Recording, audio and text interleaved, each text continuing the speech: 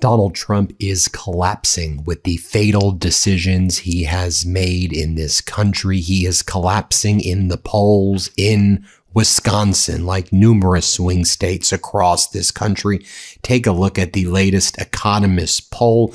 It has Donald Trump underwater by 25 points, net negative 25. And when you go and speak to people on Wisconsin, they want him removed. They want him thrown in jail. They want him out of there. When you talk to independents right now, overwhelmingly, they're saying, where'd Joe go? They want former President Biden over this criminal in the Oval Office by a margin of 59 to 41%. Independents say that former President Biden by far did a better job on the economy than Donald Trump. Consumer confidence right now is at an all-time low. In the history of the University of Michigan survey on consumer confidence, right now, worse than the Great Recession, worse than at any point in history right now, as Donald Trump grifts and he steals and he takes and he screws over the American people and covers up child sex trafficking rings with the criminal racketeering enterprise that's become the MAGA Republican Party. Now, Donald Trump's never-ending wars has the people of Wisconsin, like the people in the rest of this country, furious. Donald Trump's tariffs against the world has the people in Wisconsin furious. Donald Trump's attack on Canada and its sovereignty and the sovereignty of our allies has the people of Wisconsin absolutely furious. The farmers of Wisconsin are suffering. Manufacturing is taking a fatal blow because of Donald Trump's disgusting behavior. The people are struggling, having health care ripped away, and now Trump wants to do reconciliation 3.0. The people of Wisconsin are saying, no way, no how. Get the hell out of here, Trump and MAGA. As Harry Enton says, the working class has turned on Donald Trump. Play this clip. Yeah, okay. So we're talking about a group that Donald Trump carried back in 2024, put up a historically strong performance this century with those making under $50,000. And look at these numbers. Look how these numbers have changed. Okay, income, again, household incomes under $50,000 on Trump and the economy. Back in October of 2024 versus Kamala Harris, he was more trust in the economy by 16 points. Look how it's a whole different world, a switcheroo. The net approval now, 39 points underwater, under the Hudson River. We're talking about a flip-flop here of greater than 50 points. The working class have turned against Donald Trump. They simply put, don't believe things are affordable, are taking their anger out on him. And you really have to wonder whether or not they'll take out their anger on Republicans come the fall midterm elections as well. As Harry Enton says, over 66% of Americans say groceries are unaffordable. 66% of Americans saying they can't even afford to buy groceries. And I'm sure you've been seeing some of the videos I've been playing here on the MeidasTouch Network also. I did one with a Fight for Progress where I was showing what the fridge looked like of a swing voter. And it's probably like your fridge, right? It's got like 3 items in it right now. And I'm sure when you go to the supermarket and you're swiping and you hear the beep, beep, beep, it feels like one of those like heart monitor machines. Beep. Here, this is what Harry Enton says about groceries. Play this clip. Let's start with our baseline. Yeah. How are Americans feeling about that, about affordability, about paying for groceries? Yeah, you know, President Trump says one thing, the American people feel something very, very different. On the simple question, are groceries affordable? Take a look at this. Think groceries are affordable? No and yes. Back in February, the majority of Americans said yes. Then, of course, the Iran war began, right, in late February. Look at these numbers now. That no number has skyrocketed. Look at this. 66% of Americans now say that groceries are, in fact, not affordable. Unaffordable. Look at that yes number plummeting down into the ground from 54% to 33%. So Donald Trump says something,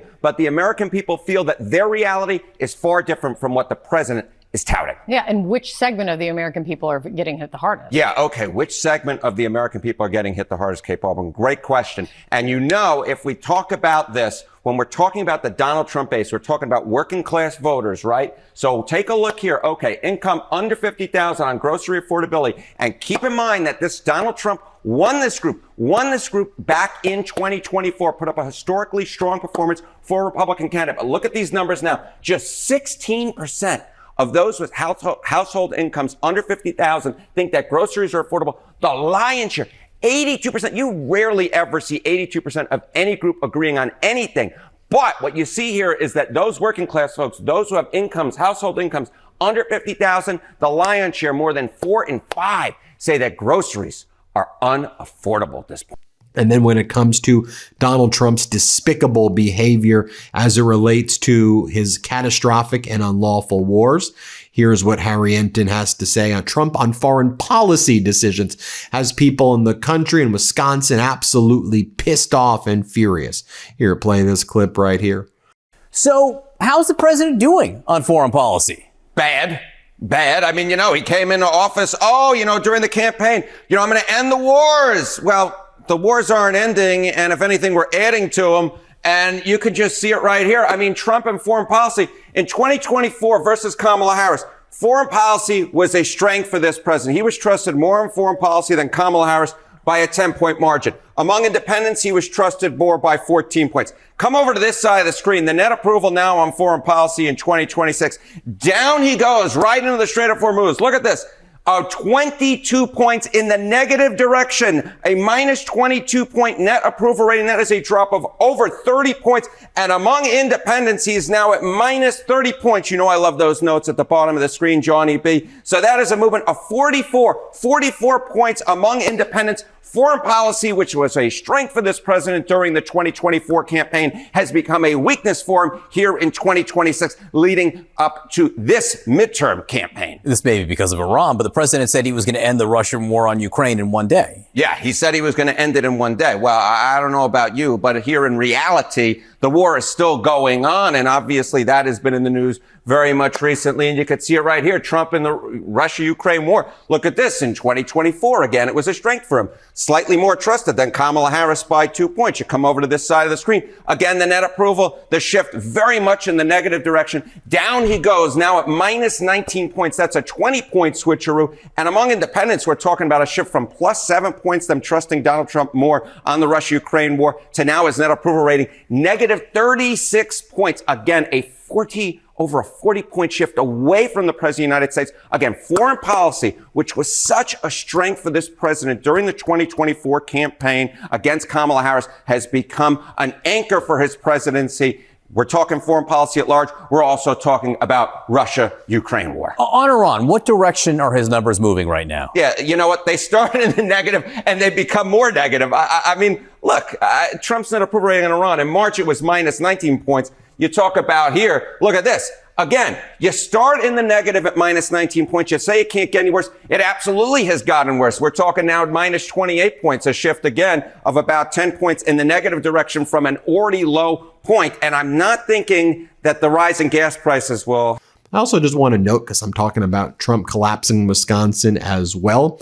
So Elon Musk, by the way, no longer a trillionaire, although I'm sure with market manipulation we'll see, because SpaceX is absolutely tanking right now, as we said it would be. But it's tanking after Elon Musk had Donald Trump change the regulations, so SpaceX got forced into the NASDAQ 100 and probably put in your 401ks without you even realizing it, tanking that as well, these scumbags. Remember when Elon Musk gave $1 million to people who would vote for his preferred candidate in the Wisconsin Supreme Court race? Remember Brad Schimmel, who lost by 10 points as well to Susan Crawford, who's now a Supreme Court justice in Wisconsin? Well, a Wisconsin investigatory panel here, a bipartisan election panel, has turned what Elon Musk did has moved to turn into a bribery complaint and referred it out to the district attorney right there. Just shows you the karma taking place right now.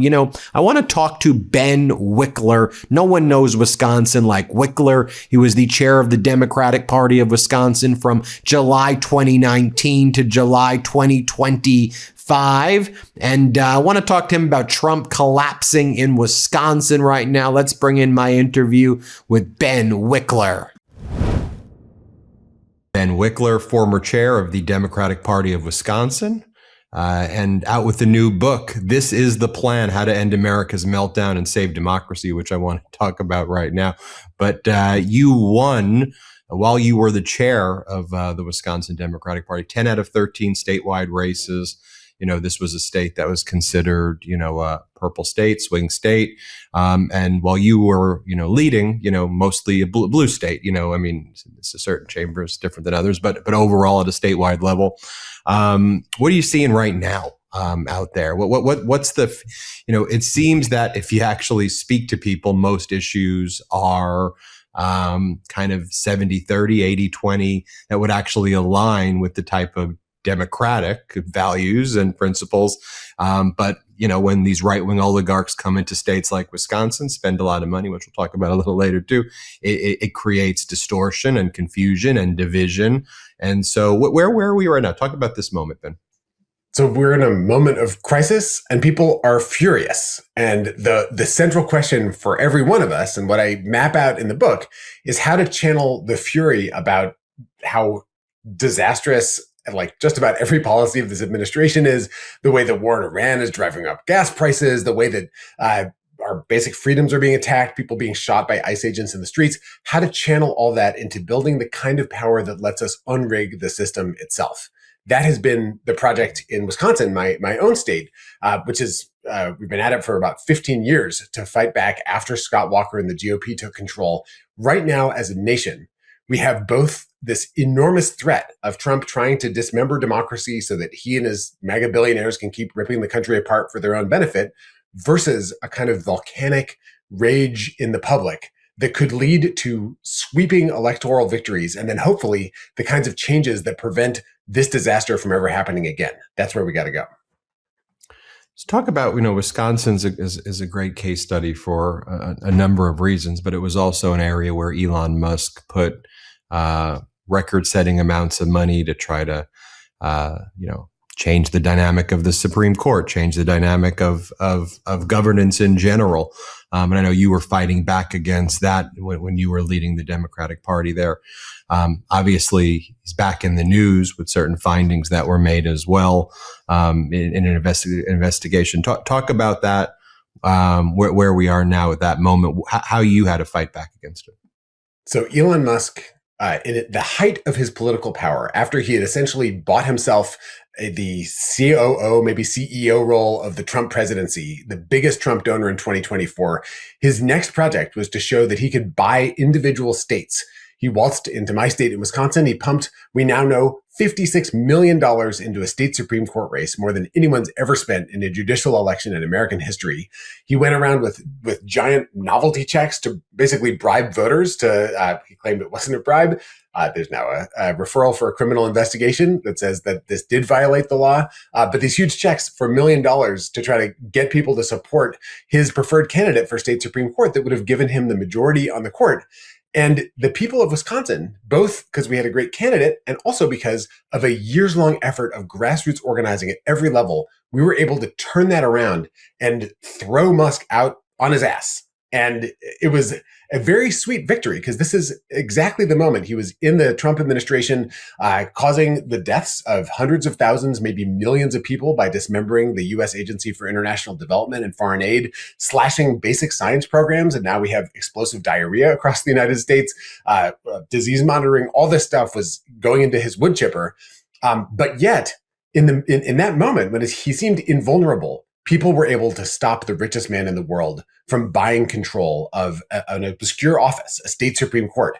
And immediately after that, the Trump administration and Donald Trump himself started pushing him out. Musk said he was going to stop contributing so much money. He was removed from his role at Doge, maybe fired, and he got so bitter that pretty soon after that, he tweeted that Trump was in the Epstein files, which has led to one of the biggest rifts within the entire Trump administration ever since. That kind of people power that we saw in Wisconsin in 2025, that's what we're going to need in 26, 27, 28. We need to organize so we can stop Elon Musk and the Elon Musks of the world from dismembering our democracy and making the economy only work for them at every level of government across this country. Wisconsin, like America, is filled with these contradictions. I mean, America can go from having former President Obama, with hope and optimism and, moving forward. And then, it's like the right shoulder, left shoulder, who's popping up on one shoulder? You have Obama. On the other shoulder, you have Trump. You look in Wisconsin, on one shoulder, you have Senator like Tammy Baldwin, and the other shoulder, you have Ron Johnson. I mean, in Wisconsin, you couldn't have two incredibly different people if you try to come up with the craziest scenario, on an AI thing and say, find me two completely different human beings.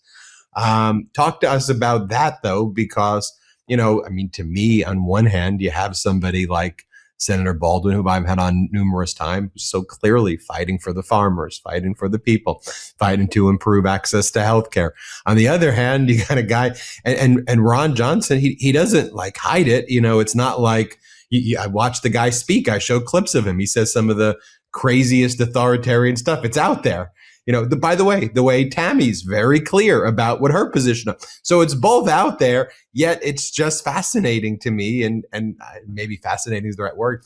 A little bit depressing to me also that, there are these inclinations to then vote against interest. How do you see that dynamic play out? So you're exactly right. And this, as I write about it, and this is the plan, those two senators have one thing in common, which is that they both won by 1 percentage point or less in their U.S. Senate races, 2 years apart. We've had 13 elections that came down to 1% or less. And, in the case of Ron Johnson's victory, that was made possible by two mega donor families who poured together tens of millions of dollars into supporting him. So he was able to outspend his opponent. When we are on, even close to even footing, we've been able to win those incredibly close races over and over in our state by what I call the margin of effort. And that's where people roll up their sleeves, they pour themselves in on a year-round basis, not just right before the election, but talking to friends and neighbors, talking to everyone in their community. We built that infrastructure from below. Now, our country and the state of Wisconsin both have this totally two-headed kind of approach to politics. And Wisconsin's actually the state that in 2024 most closely mirrored the national popular vote in terms of the breakdown of the vote. It was an incredibly close race nationally, and we should expect close races going forward. But when races are close, that's when pouring yourself into the thing that makes the biggest difference possible can actually tip the outcome. And I talk in the book, I dig into the science of how one person, a group of friends can have the biggest possible impact, especially in the elections where people aren't paying as much attention. We can't wish away MAGA. We can't just assume that the air is going to leave the balloon as bad as things are. We've got to all do everything that we can. And the good news is that when you do that, when you find people you want to take action alongside and get involved, and you start meeting neighbors you never would have met otherwise and getting people out to vote, and then you experience the rush that comes from actually winning, it is the greatest feeling in the world. And I think that we have a chance to build that kind of joy that makes political participation not just something that we approach with dread, but something that actually fires us up. We have a chance to do that nationwide this year in a way that can help power us through the years of work that we have ahead of us to undo the damage and build something better than we've ever had it. Yeah, the roadmap you built in Wisconsin of how you fight back against the wealthiest individual in the history of humankind and win big, is something that I think we can all take a look at and say, okay, how'd you do it in that race? Let's extrapolate that. Let's think nationwide, and let's not just think an election. Of course, the midterms are important. Of course, presidentials, but how do we think generational? And then how do we get out of this cycle, this loop where constantly seems that someone like a Trump breaks the things, someone tries to fix it, but in our very short political cycles, the person who tries to fix it gets not just the same amount of culpability, but more than the person who breaks it. And then you bring back in the person who breaks it. And then we're on this never ending broken cycle. And to me, what I just said is beyond a Democrat or Republican and independent thing. It truly is how do we fix this broken system that we have? And to start where you started, that's why people are furious. They see a broken system, and it's broken, I think, for those reasons. Before we go, I want to remind people, the book is called This is the Plan, How to End America's Meltdown and Save Democracy. It's coming out right around the corner. It's out July 21st, pub date. Before we go, Ben, anything you want to say to our audience? Here's what I'll say. Things can feel dark. You can feel powerless right now. That is totally understandable. But there is a path out of this disaster. If we win in state and local governments in 2026, they run the elections in 2028. We have a path to saving our democracy, even when there's a battering ram slamming on the door. But it's going to take a whole bunch of us getting some friends together and deciding to throw ourselves into the fight. We have shown in Wisconsin that we can go from what looked like a red state, more rigged than the entire country is right now, to being an actual democracy in Wisconsin at this moment. We can do the same thing nationwide. It's going to take all of us. And I'd love folks to go to thisistheplan.com, pre-order the book, throw themselves into the battle, and then celebrate victory together on the other side. Ben, I remember early days of Meidas 6 years ago or more. I remember having you on talking to you back then when the audience was 30, and now it's gotten bigger. And so the thesis in your book is playing out in real time here as well, that we could create this community and keep on growing it. So I take that to heart, Ben. Thanks so much. Thanks so much. And everybody hit subscribe, and let's get to 7 million subscribers. Breaking news right now, my brothers and I wrote a book. It's called WTF America. And well, doesn't that just say it all? It comes out officially this October, but you can pre-order your copy today. Just scan the QR code or click the link in the description below.